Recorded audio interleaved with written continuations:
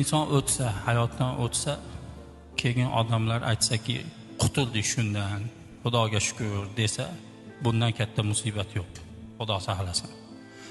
Agar aytsaki bir kishi o'tsa, juda yaxshi odam edi ya, estikina ya, bir yaxshi odamdan ayrilib qolibmiz desa, bundan katta xursandchilik yo'q.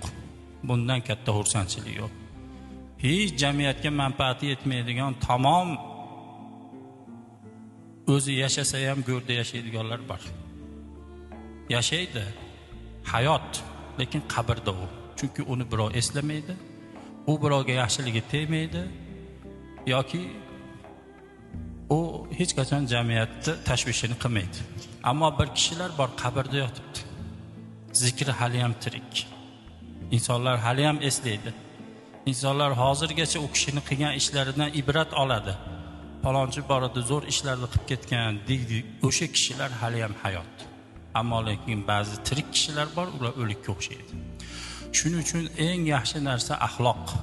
Agar xulqni inson kasb qilsa, hozir aytganimizdek, u barakali umr kechirgan bo'ladi. Shuning uchun azizlar, shunday yashaylikki, hayotda sizga yo'liqib qolishlikdan odamlar xursandchilik sezsin.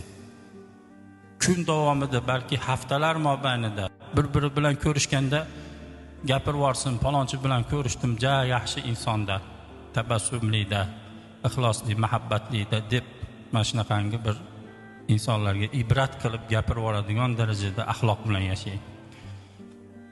Mensimasdan ko'rishayotganingizda boshqa tarafga qarab ko'rishib, birovga qo'l uzatayotganda eng yomon narsa yuziga qaramasdan qo'l uzatish.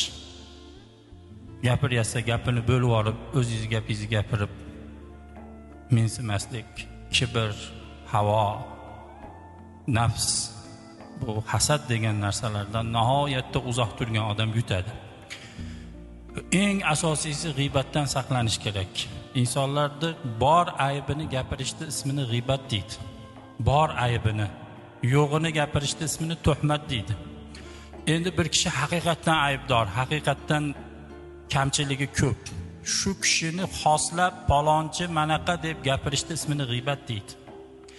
Ana shu g'iybatdan saqlaningki, bu g'iybatning yomonligi shunchalikki, o'sha gunohkorda Alloh kechadi gunohini. Siz gapirayotgan gunohini Xudo kechadi. Qarang, qiyomatda turib siz tasavvur qilib turing.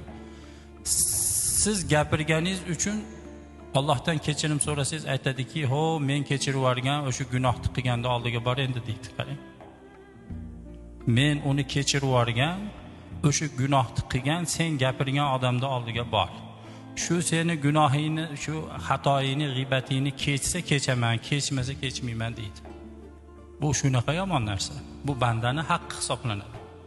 Shuning uchun nihoyatda ehtiyot bo'lib, o'zingiz bilan o'zingiz shug'ullanib, zikr bilan, shukr bilan 5 vaqt namozni ado qilib, qo'lingizdan kelganicha insonlarga yaxshilik qilib, ularga tabassum bilan yo'liqib, o'zingizni orqangizdan shunaqa yaxshi gap qoldiringki, bashoshatlik, yaxshi kishida axloqi baland edi degan gap qoldiring. Alloh o'sha guvohliklarni qabul qilsin.